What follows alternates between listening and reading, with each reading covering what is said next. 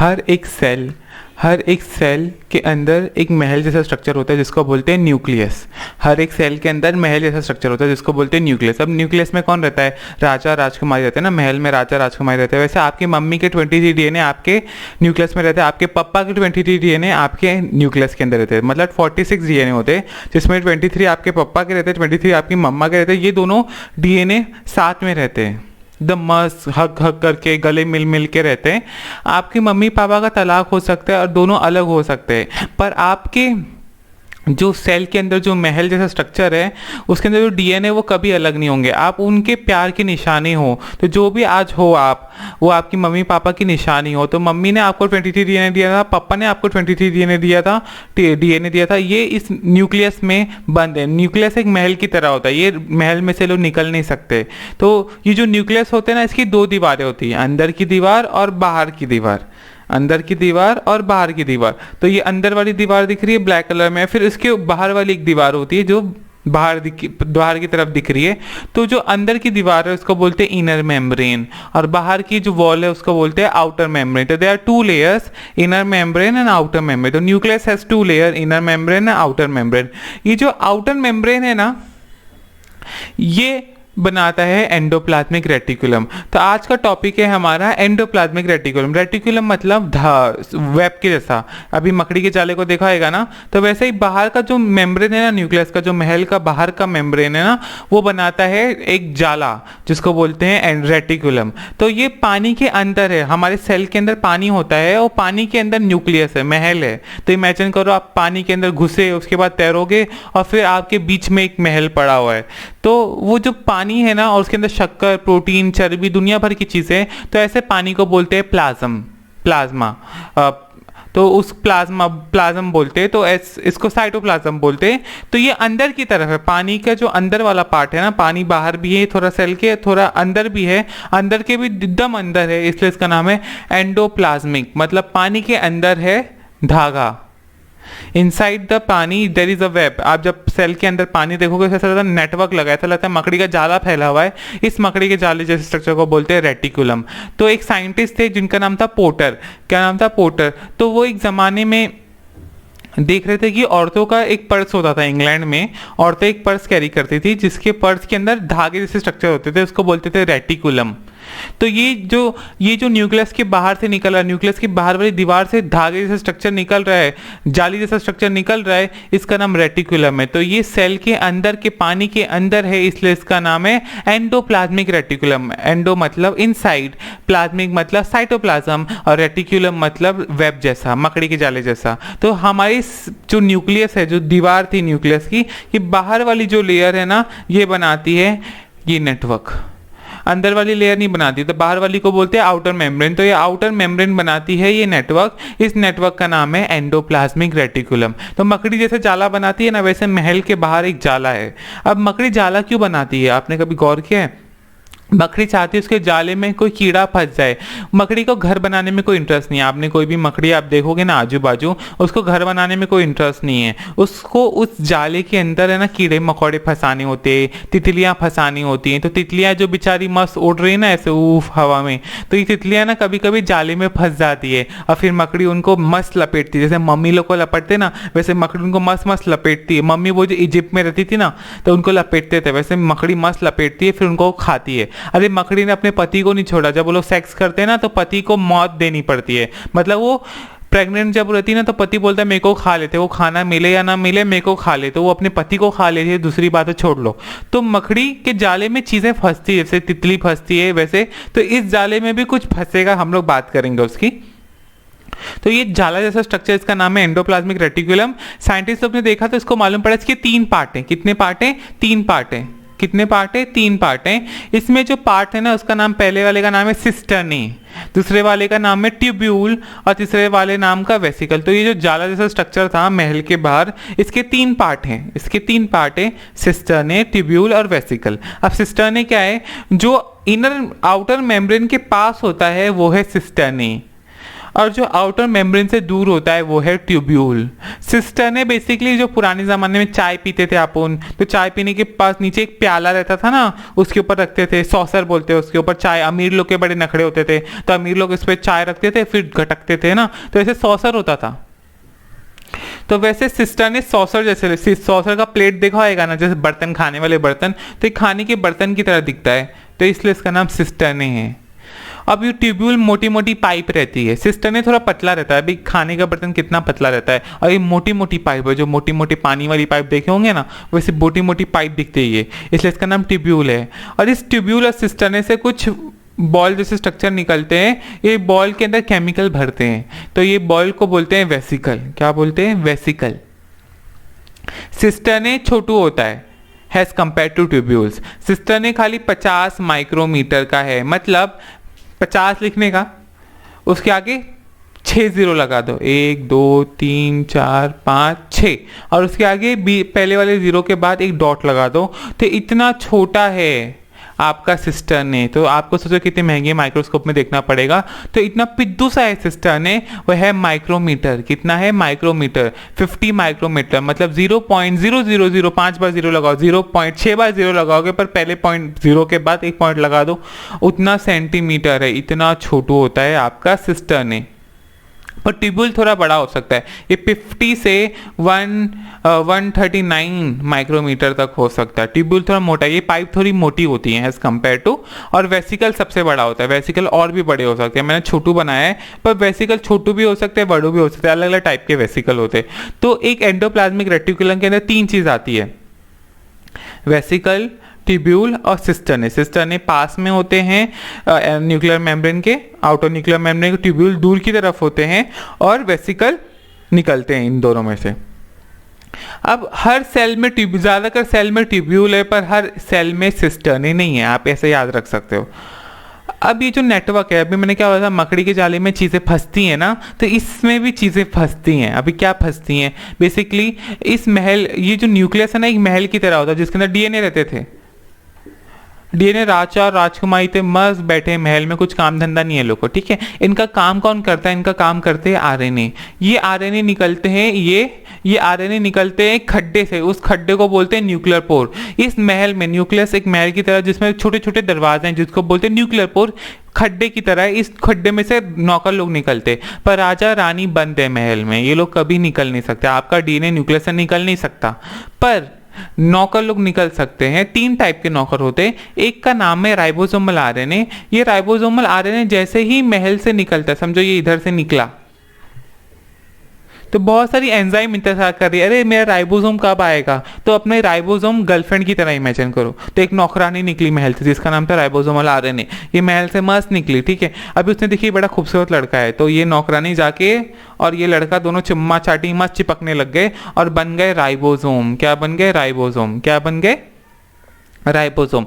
तो ऐसे महल से बहुत सारे नौकरानियां निकलती जिनका नाम राइबोसोमल आरएनए है, और बहुत सारी नौकरानियां जुड़ती हैं और बनाती हैं राइबोसोम। तो ये जो नेटवर्क है ना, इस पर राइबोसोम फंसते हैं, मतलब नौकरानी और उनका जो बॉयफ्रेंड था प्रोटीन, दोनों मिल जाते हैं और बन जाते हैं राइबोसोम। जैसे अपन गर्लफ्रेंड बॉयफ्रेंड को कपल बोलते हैं, वैसे आरआरएनए और प्रोटीन को अपन राइबोसोम बोलते हैं। तो बहुत सारी आरआरएनए, बहुत सारे प्रोटीन कंबाइन होते हैं और बन जाते हैं राइबोसोम। तो राइबोसोम मैं बना रहा हूँ, इसे इस नेटवर्क के ऊपर बहुत सारे राइबोसोम होते हैं, बहुत सारे राइबोसोम होते हैं। अब 2 टाइप का नेटवर्क हो सकता है, मतलब कोई कोई सेल में ये नेटवर्क में, जैसे कीड़े मकोड़े मकड़ी के उसमें फंसते हैं, वैसे इस नेटवर्क में कोई कोई सेल में राइबोसोम फंसते हैं, कोई कोई सेल में राइबोसोम नहीं फंसते। मतलब आपकी दिमाग का सेल में अलग होगा, आपकी किडनी के सेल में अलग होगा, आपके लीवर के सेल में अलग होगा। तो अलग अलग सेल में अलग अलग राइबोसोम नेटवर्क में फंस सकते हैं या नहीं फंस सकते। तो 2 टाइप का एंडोप्लाज्मिक रेटिकुलम हो सकता है। एक में नौकर लोग फंस गए, नौकर और उसकी नौकरानी और उसका बॉयफ्रेंड फंस गए, जिसको बोलते हैं राइबोसोम। नौकरानी का नाम था आरएनए और बॉयफ्रेंड का नाम था प्रोटीन, दोनों जुड़े और बन गए राइबोसोम। और ये कपल लोग फंस गए हैं, जैसे मकड़ी के जाले में कीड़े मकोड़े फंसते हैं वैसे फंस गए। तो ऐसे राइबोसोम जिसमें ये ऐसे एंडोप्लाज्मिक रेटिकुलम जिसमें ये राइबोसोम फंस जाते हैं, उसको बोलते हैं रफ एंडोप्लाज्मिक रेटिकुलम। और ऐसे ऐसा एंडोप्लाज्मिक रेटिकुलम जिसपे ये नॉकर लोग नहीं हैं तो उसको बोलते हैं स्मूथ एंडोप्लाज्मिक रेटिकुलम। तो अगर ये नॉकर लोग को मैं मिटा दूं तो ये बन जाएगा स्मूथ एंडोप्लाज्मिक रेटिकुलम। ये कपल लोग को मिटा दूं तो बन जाएगा स्मूथ एंडोप्लाज्मिक रेटिकुलम। तो दो टाइप का एंडोप्लाज्मिक रेटिकुलम है। इमेजिन करो एंडोप्लाज्मिक रेटिकुलम एक नेटवर्क है, इस नेटवर्क पे कपल लोग फंस सकते हो। कपल कौन थे? आरएनए और प्रोटीन। जब आरएनए और प्रोटीन जुड़ते तो आप उनको कपल नहीं बोलते, आप उनको बोलते हैं राइबोसोम। तो राइबोसोम अगर ये नेटवर्क पे फंस जाएं तो उनको बोलते हैं रफ एंडोप्लाज्मिक। ऐसे एंडोप्लाज्मिक रेटिकुलम को बोलते हैं रफ एंडोप्लाज्मिक रेटिकुलम। अगर राइबोसोम नहीं है इसके नेटवर्क के ऊपर तो उसको बोलते हैं स्मूथ एंडोप्लाज्मिक रेटिकुलम। तो एंडोप्लाज्मिक रेटिकुलम दो टाइप का हो सकता है, रफ हो सकता है और स्मूथ हो सकता है। एकदम ईजी है। अभी बोलोगे सर याद कैसे रखूँ रफ कौन सा है? इमेजिन करो एक जाली है, उसके ऊपर बहुत सारी टिकलियाँ लगी है। मैं आपको बोलूँ छू के बताओ तो आपको महसूस होगा रफ लगेगा। मैं बोलूँ टिकलियाँ निकाल दो और छू के दिखाओ तो आपको स्मूथ लगेगा ना। कपड़ा एकदम सिल्की उस पर टिकली लगा दो तो रफ नहीं लगेगा, कपड़े में से टिकलियां निकालते तो स्मूथ लगेगा। तो वैसे ही जब इसके ऊपर टिकलियां लग जाएंगी तो थोड़ा वो हो जाएगा ना, रफ हो जाएगा। इसलिए दो टाइप के एंडोप्लाज्मिक रेटिकुलम, रफ और स्मूथ। और रफ क्या करता है, स्मूथ क्या करता है? रफ बनाता है प्रोटीन और स्मूथ बनाता है चर्बी। चर्बी देखो हमेशा स्मूथ रहती है, तो स्मूथ एंडोप्लाज्मिक रेटिकुलम चर्बी बनाता है और रफ एंडोप्लाज्मिक रेटिकुलम बनाता है प्रोटीन।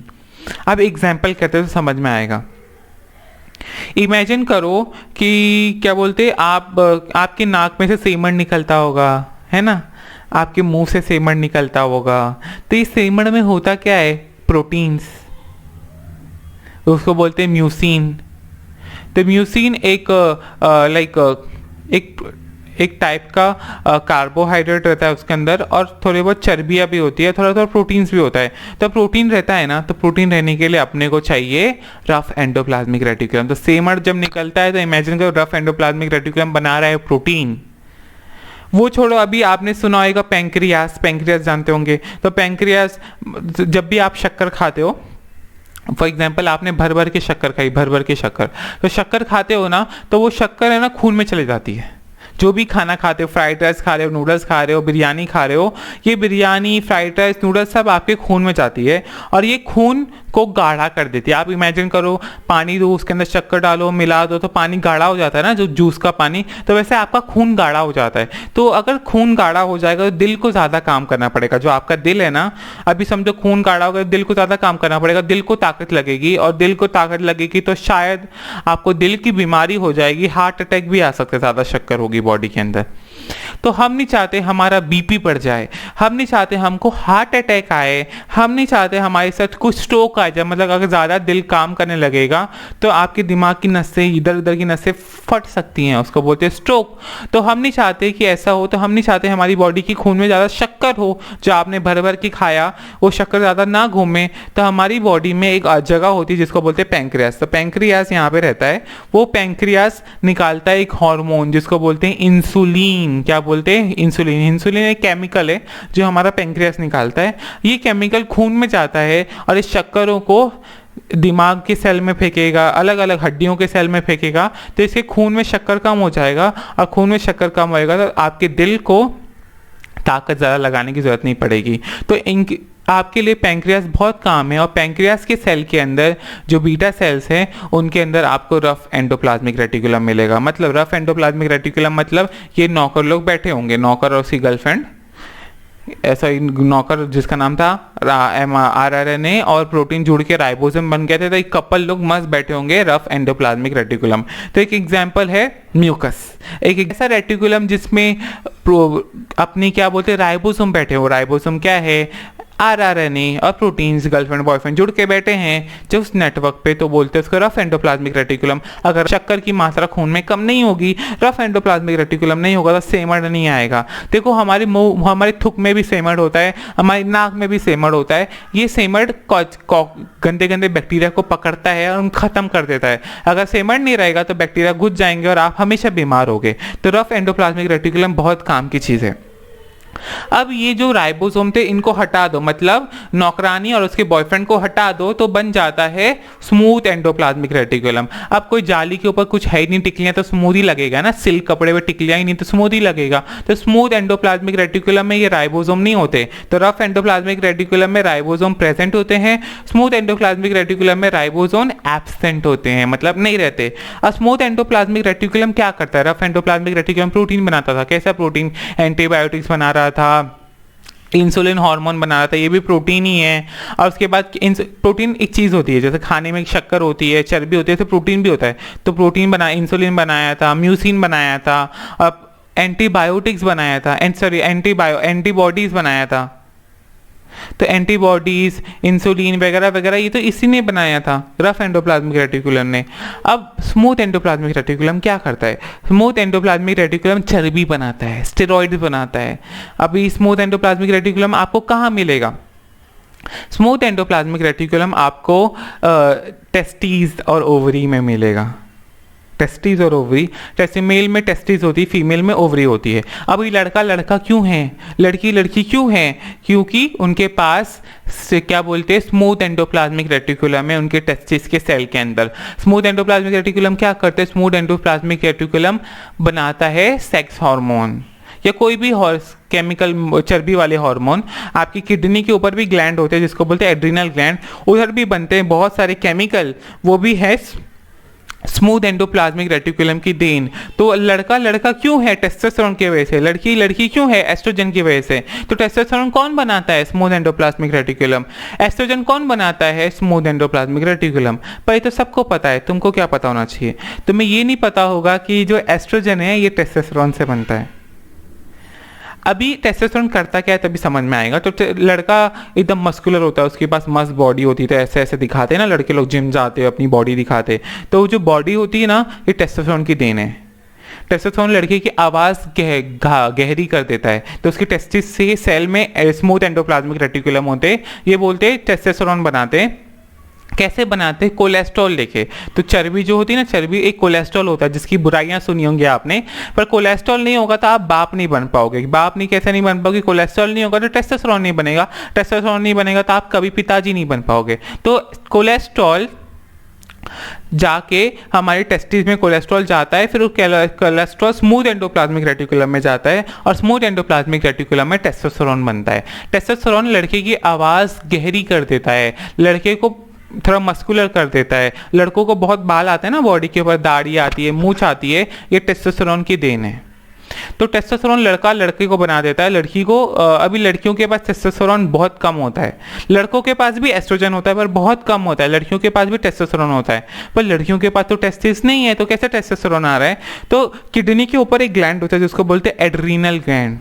तो ये किडनी के ऊपर जस्ट यहाँ के ऊपर की तरफ रहता है, किडनी यहाँ पे होती है, इसके जस्ट ऊपर की तरफ होता है एड्रीनल ग्लैंड। क्या होता है? Adrenal gland. तो किडनी के जस्ट ऊपर की तरफ होता है एड्रीनल ग्लैंड। ये एड्रीनल ग्लैंड में भी वीक टेस्टोस्टेरोन बनता है। लड़कों के पास स्ट्रॉन्ग टेस्टोस्टेरोन भी होता है, वीक टेस्टोस्टेरोन भी होता है, कि लड़कों के पास टेस्टिस भी है और एड्रिनल ग्लैंड भी है जो किडनी के ऊपर रहता है। तो लड़कों के पास वीक टेस्टोस्टेरोन भी बनता है, स्ट्रॉन्ग टेस्टोस्टेरोन भी बनता है, पर लड़कियों के पास खाली वीक टेस्टोस्टेरोन बनता है क्योंकि उनके पास एड्रिनल ग्लैंड है। तो लड़कियों में टेस्टोस्टेरोन क्या कर रहा है?